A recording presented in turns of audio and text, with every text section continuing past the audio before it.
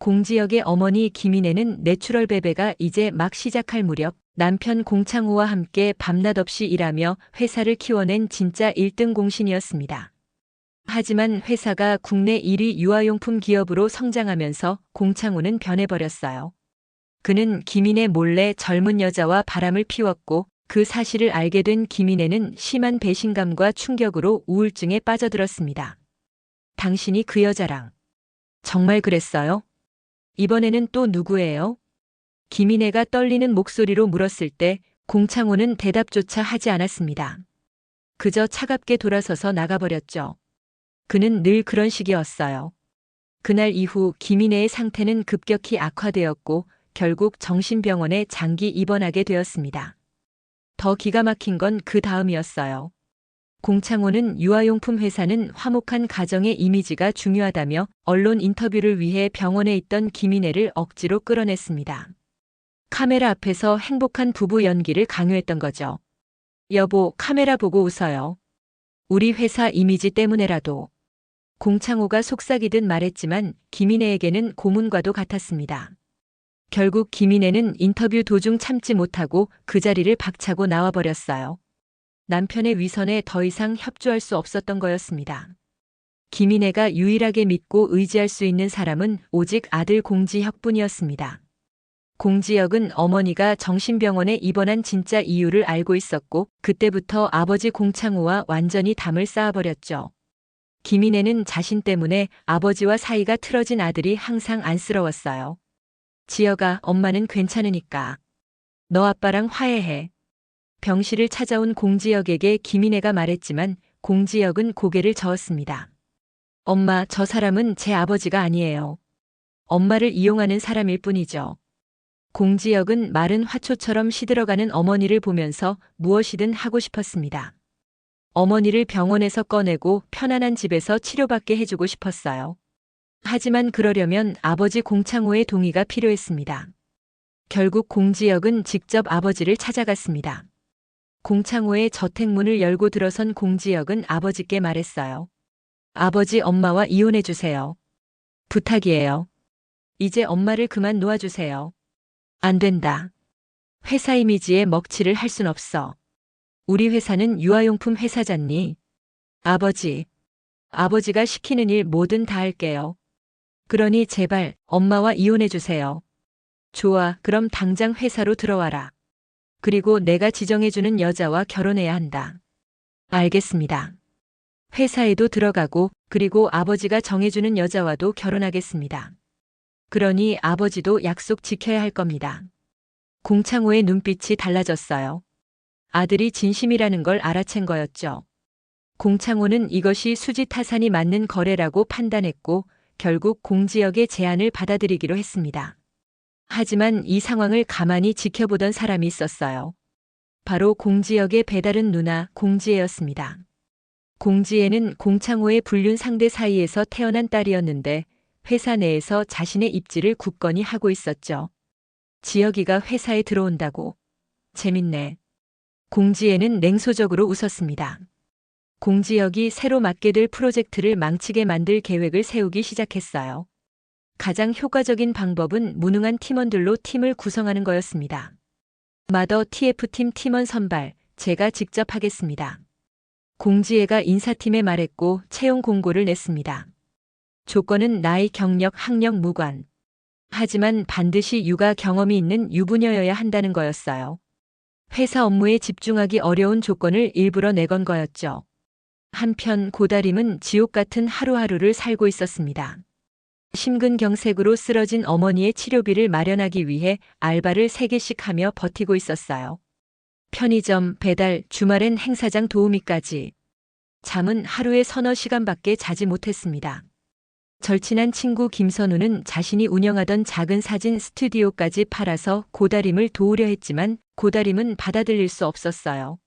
선우야, 그건 너무 미안해. 내 스튜디오인데. 다림아, 친구 좋다는 게 뭐야? 어려울 때 도와주는 거지. 김선우는 6살 아들 김준희를 혼자 키우는 싱글데디였고 고다림과는 고등학교 때부터의 친구였습니다. 그런 고다림에게 어느 날 희망처럼 보이는 채용 공고가 눈에 들어왔습니다. 내추럴베베 신설마더 TF팀 모집. 급여도 괜찮고 복지도 좋았어요. 하지만 치명적인 조건이 하나 있었습니다. 유부녀, 육아 경험 필수. 고다림은 한숨을 쉬며 공고를 넘기려 했습니다. 그때였어요. 김선우의 아들 김준희가 방방 뛰며 거실에서 선우와 놀고 있었습니다. 고다림의 머릿속에 위험한 생각이 스쳐 지나갔어요. 만약 내가 유부녀인 척한다면? 고다림은 고민에 빠졌습니다. 거짓말로 취업하는 건 명백한 부정 취업이었고 나중에 들통나면 큰일이었죠. 하지만 어머니의 치료비가 급했어요. 이대로는 어머니가 제대로 된 치료조차 받지 못할 상황이었습니다. 선우야, 나 미친 생각 하나 있는데. 뭔데? 나 결혼한 척하고 저기 지원해볼까? 김선우는 깜짝 놀랐습니다. 다림아, 그건 부정 취업이야. 나중에 들통나면 너 범죄자 돼. 알아. 근데 선우야, 나 정말 다른 방법이 없어. 결국 극한 상황에 몰린 고다림은 내추럴베베의 면접장으로 향했습니다. 가짜 결혼 반지를 끼고 가짜 육아 경험을 준비하면서요. 면접장에 도착한 고다림은 떨리는 마음으로 대기실에 앉았습니다. 다른 지원자들도 보였는데 모두 진짜 유부녀들인 것 같았어요. 고다림만 유일한 사기꾼이었죠. 한편 면접실 안에서는 공지혁이 면접관으로 앉아 있었지만 그는 면접에 전혀 관심이 없었습니다. 오직 한 사람만 생각하고 있었어요. 한 달 전 제주도에서 만났던 그 여자. 사귀자고 좋아한다고 말하려고 그렇게 찾아다니던 그 여자, 고다림이었습니다. 공지혁은 사업차 제주도에 왔었습니다. 그때 만난 고다림과 하루를 함께 보냈고 그날 밤 별빛 아래서 키스까지 나눴었죠. 연락처를 물어볼 걸. 공지혁은 후회하고 있었습니다. 그녀를 다시 찾아보려 했지만 방법이 없었어요. 이름도 연락처도 모르는 상태였으니까요. 공지혁은 면접 질문지 여백에 고다림이 선물로 준 네잎클로버를 열심히 그리고 있었습니다. 바로 그때였습니다. 안녕하십니까? 고다림이라고 합니다. 저는 6살짜리 아들을 키우고 있는 아이 엄마입니다. 어디선가 많이 들었던 목소리에 공지혁이 얼굴을 들었습니다. 그리고 눈이 마주쳤어요. 공지혁과 고다림의 눈이요. 그토록 찾아 헤매던 그녀가 공지혁 앞에 아기 엄마가 되어 서 있었습니다. 고다림은 완전히 패닉에 빠졌어요. 저 컨설턴트 사장님이 왜 여기에? 제주도에서 만났을 때 공지혁은 자신을 컨설팅 회사 대표라고 소개했었거든요. 그런데 내추럴베베 면접관으로 앉아있다니. 부정 취업인 게 들통나면 어떡하지? 고다림의 손이 떨렸습니다. 제가 아이를 키워본 만큼 그 경험을 제품 개발에 녹여내고 싶습니다. 목소리가 심하게 떨렸지만 고다림은 끝까지 면접을 마쳤습니다. 다른 심사위원들은 고개를 끄덕이며 긍정적인 반응을 보였어요. 사실 공지혜가 심어놓은 사람들이었고 공지혁의 프로젝트를 망치기 위해 일부러 능력 없는 지원자를 뽑으려던 계획이었으니까요. 공지혁은 면접 내내 아무 말도 하지 못했습니다. 충격이 너무 컸거든요. 그녀가 결혼했다는 사실, 아이가 있다는 사실이 믿기지 않았어요. 그럼 그날 밤 키스는 뭐였던 거야? 나를 가지고 논 거야? 지혁은 다림이 자기를 가지고 놀았다는 생각에 면접 점수를 빵점을 주었습니다. 하지만 공지에는 그런 사람이 필요했습니다. 며칠 후 합격 통보를 받은 고다림은 마더 TF팀에 입사하게 되었습니다. 첫 출근 날 팀장실 문이 열리고 공지혁이 들어왔을 때 고다림은 심장이 멎는 줄 알았어요. 안녕하세요, 여러분. 마더 TF팀 팀장 공지혁입니다. 공지혁은 인사했습니다. 그리고 시선이 고다림에게 머물렀죠. 공지혁은 자신을 속인 고다림이 밉고 원망스러웠습니다. 저런 여자를 내가 잠깐이지만 사랑했다니. 배신감이 밀려왔어요. 공지혁은 마음속으로 다짐했습니다. 괴롭혀주고 말겠어. 절대 편하게 두지 않을 거야. 점심시간 복도에서 마주친 공지혁이 웃으며 손을 흔들고 지나갔습니다. 그 순간 고다림의 머릿속은 복잡했어요. 저 사람이 왜 여기 있어? 비밀이 들통나면 안 돼. 난 6살 아이 엄마야. 난 유부녀라고. 난 김준의 엄마라고. 고다림은 스스로에게 각인시켰습니다. 그날 저녁 고다림은 김선우를 급하게 불렀습니다. 선우야, 부탁이 있어. 뭔데? 6개월 동안만 남편 행세 좀 해줘. 김선우는 눈이 휘둥그레졌습니다. 다림아, 너 그거 부정취업이라고. 나중에 들통나면 큰일 나. 알아. 하지만 나도 어쩔 수 없어. 나 벌써 출근도 했고 어떻게 해서든 살아남아야 엄마 병원비라도 내지. 부탁해, 친구야. 마음 약한 김선우는 결국 고개를 끄덕였습니다. 딱 6개월 만이야. 그 이상은 안 돼. 다음 날 공지혁은 사무실에 혼자 앉아 고다림의 입사 지원서를 보고 있었습니다. 남편 나이 30살 고다림과 동갑이고 아들이 6살. 그런데 왜 처녀 행세를 한 거지? 그것도 유부녀가? 공지혁은 이해할 수 없었어요. 화가 났지만 동시에 궁금했습니다. 공지혁은 고다림에게 문자를 보냈어요. 옥상으로 올라오세요. 옥상에서 기다리던 공지혁 앞에 고다림이 나타났습니다. 죄 지은 사람처럼 바짝 주눅 들어서요. 팀장님, 부르셨어요? 고다림 씨 동갑내기 남편의 아들이 6살이라고요? 고다림은 고개를 숙였습니다. 무조건 죄송합니다. 그럼 왜 나한테 남자친구 없다고 했습니까? 제가 남친은 없죠. 남편이 있어서 그렇지. 공지혁은 어이가 없었습니다.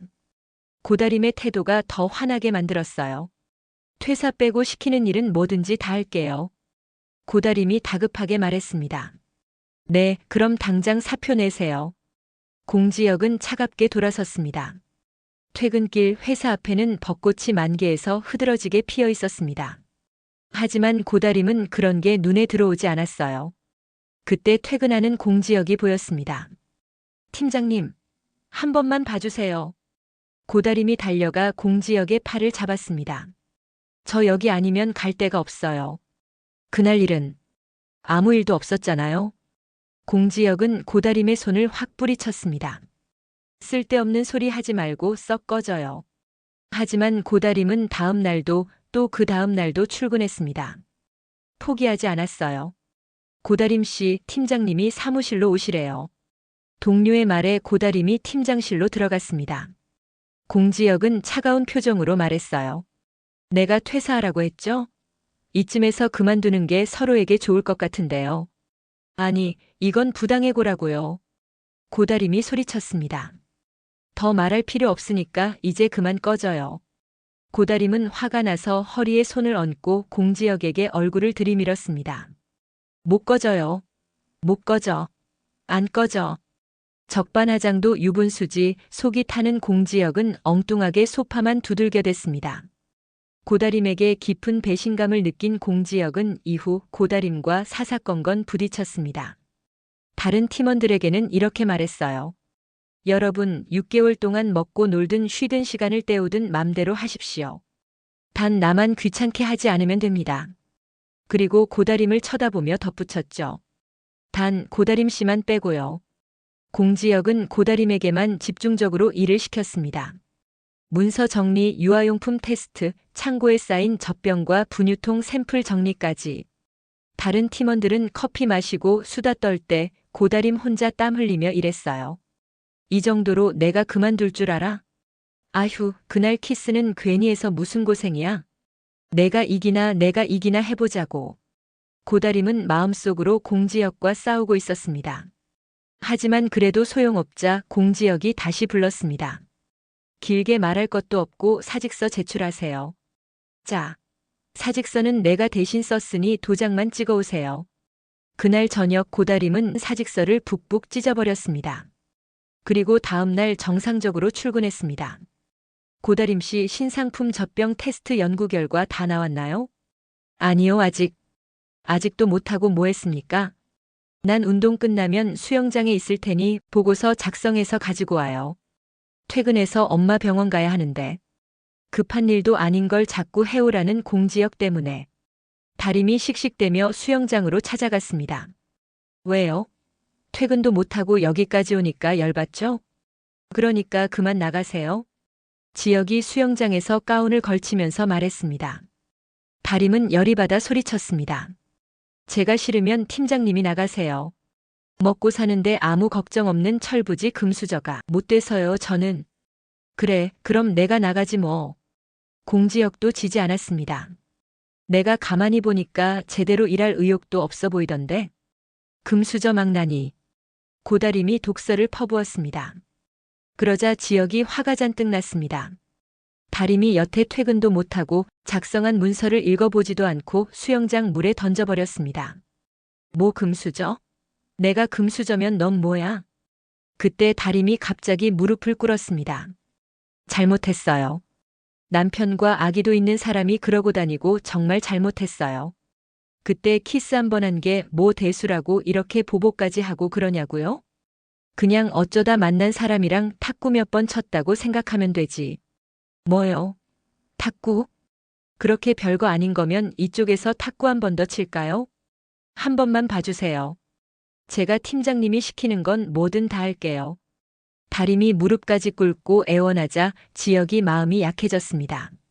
너 내가 시키는 건 뭐든 다 한다고 했어, 잊지 마. 그날 저녁 김선우가 고다림을 데리러 회사 앞으로 왔습니다. 멀리서 공지혁이 서 있는 것을 본 고다림은 김선우에게 다가가 팔짱을 꼈어요. 여보, 늦었지? 미안해. 고다림이 다정하게 말하며 김선우와 함께 걸어갔습니다. 공지혁은 그 모습을 멀리서 지켜봤어요. 마음이 이상했습니다. 쓰린 건지 아픈 건지 아직도 그녀를 사랑하는 건지 자신도 알 수 없었어요. 공지혁은 그날 밤 혼자 술을 마셨습니다. 제주도에서의 그날이 자꾸 떠올랐거든요. 왜 거짓말한 거야? 왜? 남자친구 없다고 한 거냐고. 키스는 괜히 해가지고 에휴. 한편 고다림도 집에 돌아와 잠을 이루지 못했습니다. 공지혁의 차가운 눈빛이 자꾸 생각났어요. 미안해요, 팀장님. 하지만 나도 살아야 해요. 이렇게 티격태격 서로를 미워하는 것 같았지만 사실 두 사람은 서로를 볼 때마다 가슴이 떨렸습니다. 부정할 수 없는 감정이 남아 있었던 거예요. 하지만 이들의 로맨스는 쉽지 않을 것 같습니다. 공지혜의 방해 공작은 계속될 거고 공창호는 공지혁에게 정략 결혼을 강요할 테니까요. 게다가 고다림의 유부녀 행세가 언젠가는 들통날 수도 있었습니다. 두 사람은 티격태격 싸우면서도 서로를 볼 때마다 떨리는 가슴을 어쩌지 못하는 아슬아슬한 로맨스를 이어가고 있습니다. 앞으로 펼쳐질 이들의 사랑 이야기, 공지혜의 치밀한 음모를 고다림과 공지혁이 함께 극복해 나가는 과정, 그리고 결국 진실이 밝혀지는 순간까지. 과연 이 두 사람은 모든 장애물을 넘어 진짜 사랑을 이룰 수 있을까요? 구독, 좋아요로 응원해주세요. 키스는 괜히에서 많은 시청 부탁드립니다.